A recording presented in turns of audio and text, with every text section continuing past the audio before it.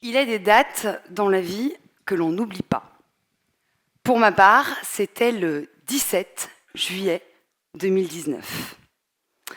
17 juillet 2019, c'était un mercredi matin. Et après 9 années de réflexion sur la maternité, j'allais enfin accoucher par voie postale de mon travail doctoral. Je reviens en arrière, je me suis un peu spoilée. De ce travail doctoral, et comme la vie est parfois magnifiquement orchestrée, c'est au moment précis, non pas la veille, ni le lendemain, mais au moment précis du rendu sur ce travail de la maternité que sonna l'heure du début d'un autre travail, le réel travail de la maternité. Vous l'aurez compris, la décontraction psychique fut de très courte durée et des contractions physiques prirent le relais. Alors, je vous rassure tout de suite, je vais ici rondement vous parler de mon accouchement doctoral, bien évidemment. Et plus précisément, de la mère, que j'ai de près étudiée.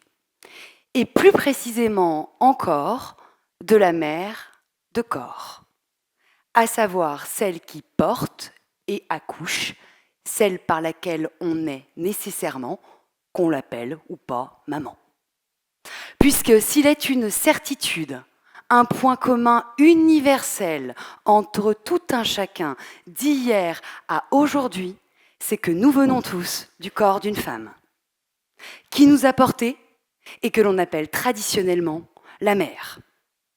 Puisque, hormis en cas d'adoption, c'est bel et bien naturellement le corps qui fait la mère. D'où ce célèbre adage romain que vous connaissez peut-être, Mater semper certa est, la mère est toujours certaine. Puisqu'elle porte et accouche, ça se voit et ça se sent. Évidemment. Une évidence qui, en 1804, avec le Code civil de Napoléon, a été remise en question. Puisqu'on instituait nouvellement la maternité, non plus à partir du corps, mais à partir du mariage. Pour être mère, il fallait être épouse. Puis, un siècle et demi après, eh bien, la réforme de 1972 y mit un terme. Pourquoi ? Pourquoi ? Parce que déjà, la sécurité promise par le mariage déclinait. Il fallait donc en revenir à quelque chose de plus sûr pour établir la maternité. On en revenait donc au corps, à ce que la juriste Marcella Yacoub appelle l'empire du ventre. Cet empire du ventre qui va être encore remis en question. En bref, depuis lors, jusqu'à de nos jours, ce qui fait la mère, c'est le fait d'accoucher, à moins qu'elle n'y renonce. Une évidence qui va être remise encore en question, à partir des années 80 et des techniques de procréation, des développements qu'il y a dans ce champ.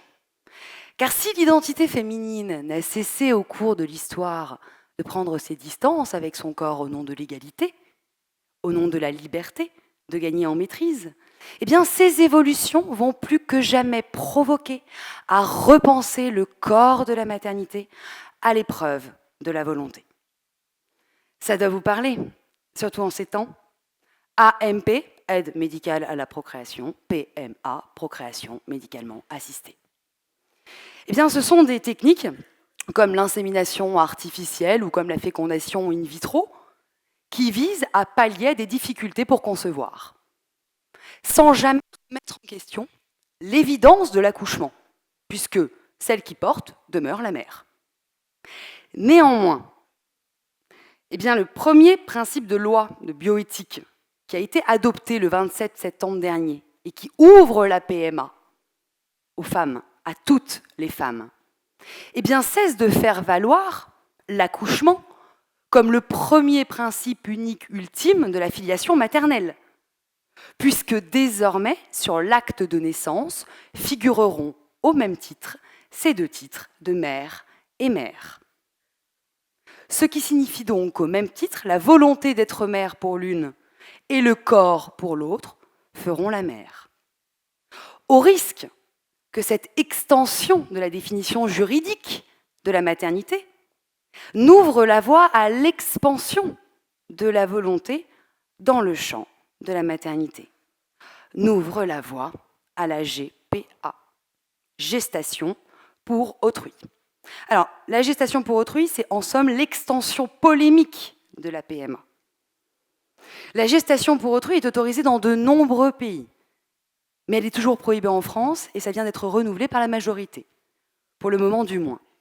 Alors, contrairement à la PMA, la GPA rompt avec l'évidence de l'accouchement, puisque le corps ne fait plus la mère. Ce qui fait la mère, c'est la volonté. D'où la distinction entre la gestatrice, celle qui porte l'enfant, qu'on associe même parfois à une nounou, et la mère dite d'intention. À noter que cette intentionnalité d'être mère prime sur tout ce qui touche au corps, que ce soit le corps de la gestatrice qui porte, ou même de la génétique, puisque la mère d'intention pourrait avoir recours aussi à une donneuse d'ovocytes. Bon, je vous ai dit tout ça et vous pourriez me rétorquer, et alors? Tant mieux peut-être, non? Si enfin la volonté prime sur le corps après tant d'années d'aliénation. Si la maternité se définit par la volonté. Alors, j'avais envie de vous soumettre une question. Si, demain, effectivement, la grossesse ne fait plus la mère, si la femme qui passe devant vous avec ce ventre rond n'est pas la mère de l'enfant qu'elle porte alors qu'elle le porte, n'est-ce pas à craindre que dans l'avenir, quelque chose ne tourne plus rond? Du moins, dans le rapport que nous engageons avec le corps et notre vécu.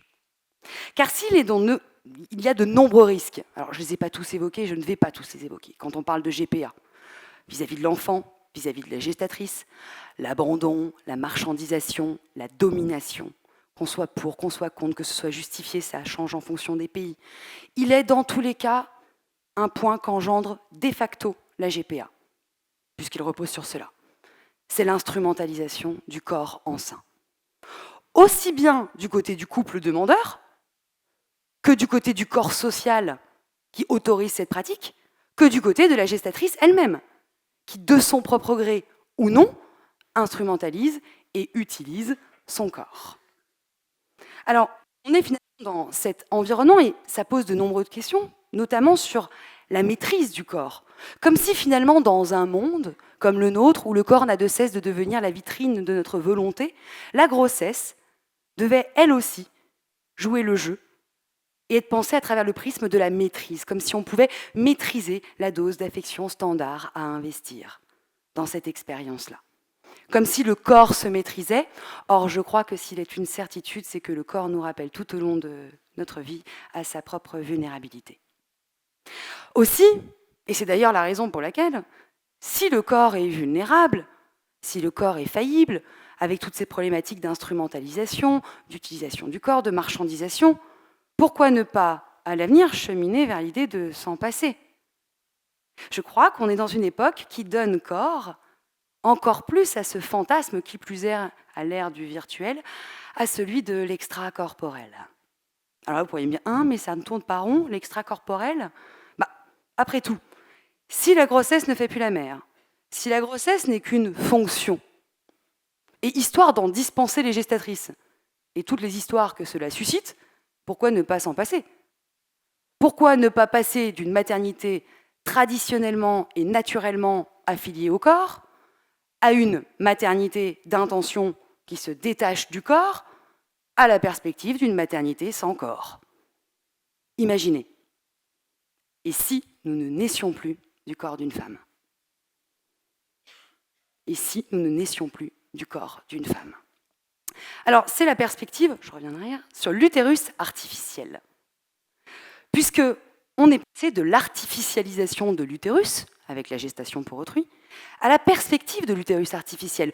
Une perspective à laquelle donnait corps Aldous Huxley en 1931 dans Le meilleur des mondes.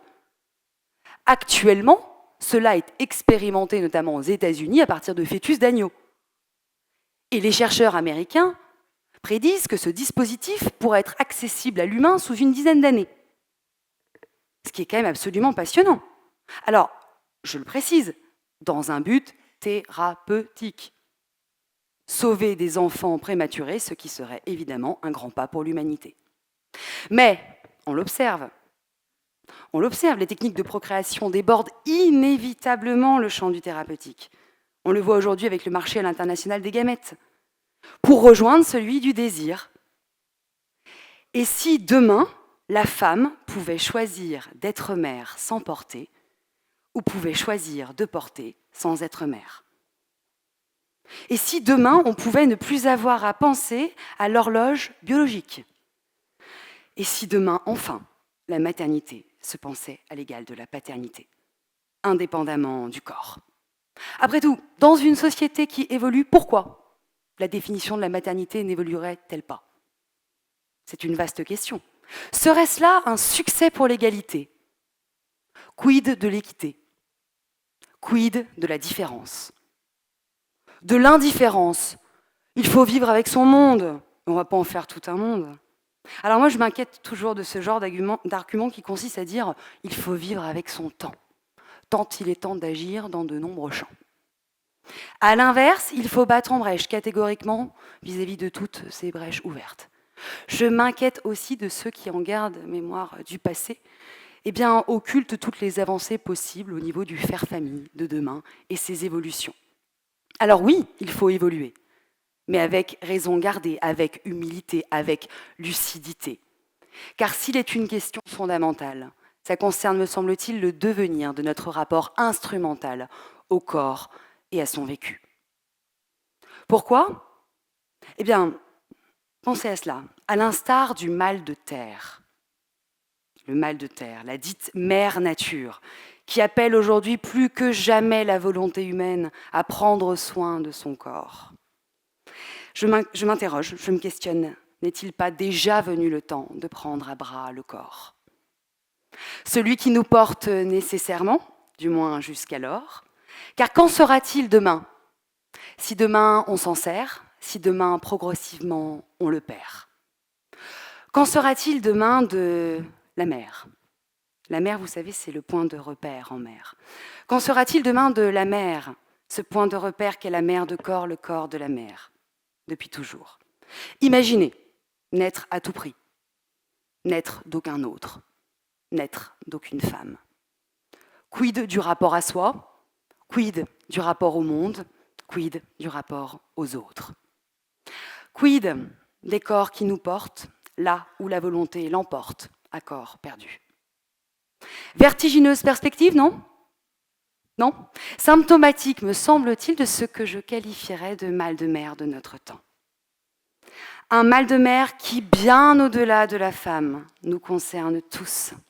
Concerne les hommes avec un grand H et son ancrage au monde, au sein des corps du monde. C'est pourquoi, face à tant de pourquoi, je choisis, pour tourner rond plutôt qu'en rond, de regarder l'endroit du corps, garder la main pour ne pas perdre pied. Et vous? Merci.